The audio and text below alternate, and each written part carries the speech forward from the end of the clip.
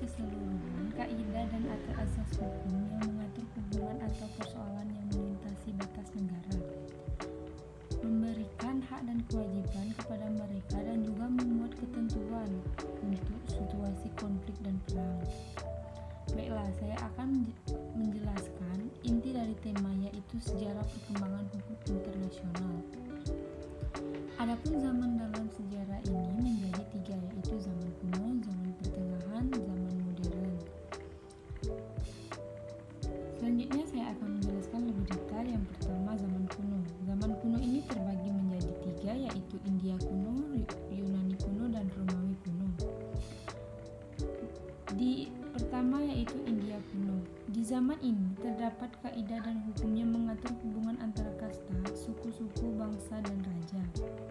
Menurut penyelidikan yang diadakan oleh Berners pada masa beberapa abad sebelum Masehi, kerajaan-kerajaan India sudah mengadakan hubungan satu sama lain yang diatur oleh adanya kebiasaan. Hukum yang mengatur hubungan antara raja-raja pada waktu itu tidak dapat disamakan dengan hukum internasional zaman sekarang. Tulisan-tulisan pada waktu itu sudah menunjukkan adanya ketentuan atau kaidah yang mengatur hubungan antara raja-raja atau kerajaan demikian.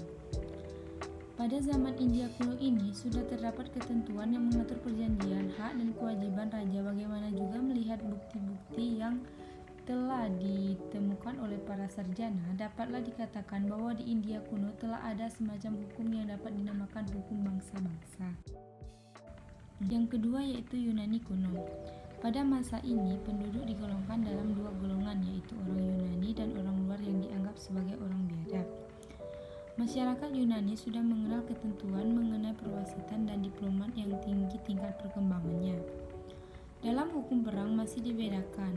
Dalam hukum perang Yahudi ini, perlakuannya terhadap mereka dianggap musuh bebuyutan. Terhadap musuh demikian diperbolehkan diadakan penyimpangan dari ketentuan hukum perang.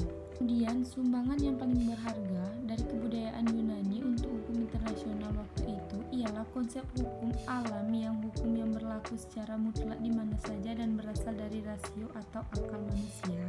Yang ketiga yaitu Romawi kuno. Pada zaman ini, hukum internasional sebagai hukum yang tidak mengalami perkembangan yang pesat. Tidak berkembangnya hukum bangsa-bangsa yang mengatur hubungan antara bangsa disebabkan oleh masyarakat dunia yang merupakan satu imperium, yaitu Imperium Roma, yang menguasai wilayah dalam lingkungan kebudayaan Romawi. Hukum Romawi ini sangat penting bagi perkembangan hubungan internasional selanjutnya. Kemudian, pada zaman ini telah dikenal suatu sistem hukum yang tinggi tingkat perkembangannya. Adapun jenis hukum yang terdapat pada zaman Romawi kuno ini adalah ius civile dan ius gentium. Saya akan menjelaskan yaitu zaman kedua, yaitu zaman pertengahan atau abad pertengahan. Pada abad pertengahan ini tidak dikenal satu sistem organisasi masyarakat nasional yang terdiri dari negara-negara yang merdeka. Menurut berbagai penyelidikan yang terakhir, anggapan tadi ternyata tidak seluruhnya benar. Selama abad pertengahan, dunia barat dikuasai oleh satu sistem feodal yang berpuncak pada kaisar, sedangkan kehidupan gereja berpuncak pada paus sebagai gereja Katolik Roma. Pada zaman ini juga terdapat dua masyarakat besar lain yang termasuk lingkungan kebudayaan yang berlainan, yaitu Kekaisaran Byzantium dan dunia Islam. Kekaisaran Byzantium yang pada waktu itu sedang dalam keadaan menurun mempraktikkan diplomasi untuk mempertahankan supremasinya. Pada abad pertengahan ini juga, pada akhir masa pertengahan, hukum internasional digunakan dalam berbagai macam isu politik, pertahanan, dan militer, seiring dengan mulai melemahnya kekuasaan keagamaan yang ditandai dengan maraknya upaya-upaya sekularisasi yang tidak terlepas dari proses terbentuknya negara-negara bangsa modern yang mendasarkan kekuasaannya pada legitimasi faktor-faktor sekuler. Yang ketiga yaitu zaman modern. Baiklah, di zaman modern ini terdapat perjanjian Westphalia telah meletakkan dasar bagi suatu susunan masyarakat internasional yang baru.